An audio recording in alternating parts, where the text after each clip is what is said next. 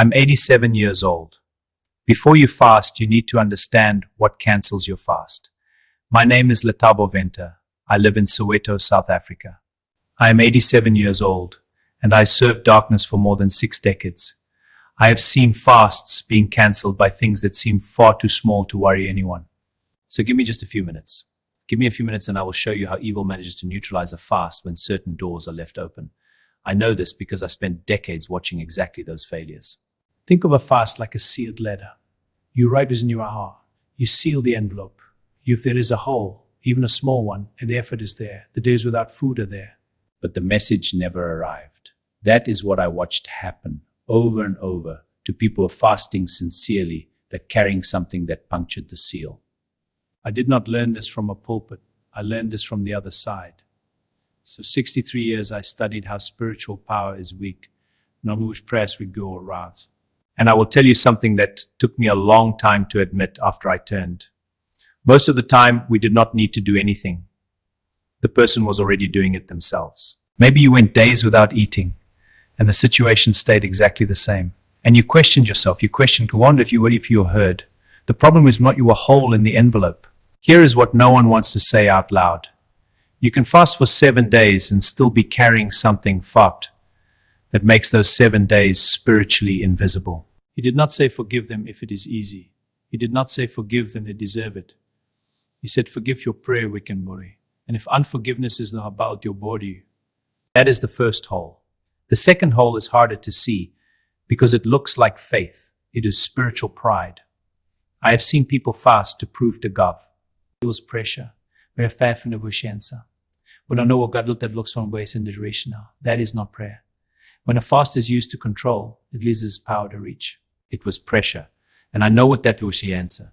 I know what that was like from both years now. That is the Niles prayer. When a fast is used to control, it loses its power to reach. It is a beautiful door, but opens to nothing.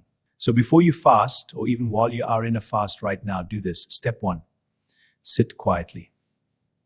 Not someone who deserves forgiveness. Not someone who has apologized. Just as the answer is still failing is US, that is your first work. Say their name. Release the debt. Not for them, for the seal on your letter. Ask us why you are fasting.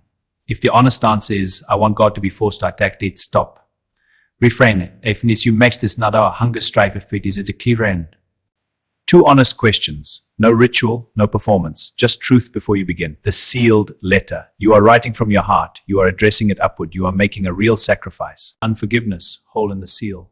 Pride dressed as devotion, hole in the seal. Fasting to pressure rather than surrender, hole in the seal. A letter with holes does not deliver its message. Not someone who deserves forgiveness. Not someone who has apologized. Just if the answer is yes, that is your first work. Say their name. Release the debt. Not for them, for the seal on your letter. A letter sealed with an honest heart arrives. I will not tell you that if you do these 2 things, everything will change overnight. I have been on this earth for 87 years. I know that sounds entirely. I know that takes there somewhere a single moment. It is sometimes a long walk. What I would tell you is this. A fast done with a clean heart is never wasted. Even when you do not see immediate results, something shifts, something is moved. Not always in the circumstances, sometimes first in you, and that is not a small thing. If you have fasted before and felt like no wewe, I want you to hear me as someone who spent decades learning how to stop exactly that from working. You are not too broken. You are not too far gone. You are not too ordinary to be heard. But you have a simple decision written down as the beginning of a different kind of spiritual vigilance. The enemy does not fear your empty stomach. He fears a heart that has chosen to forgive.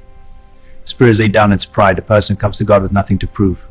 That is the fast that goes through. And before you leave, take a moment to check if you're already subscribed to the channel. That way you won't miss the next videos, where we will continue talking as many people overlook what's in a spiritual life. See you in the next video.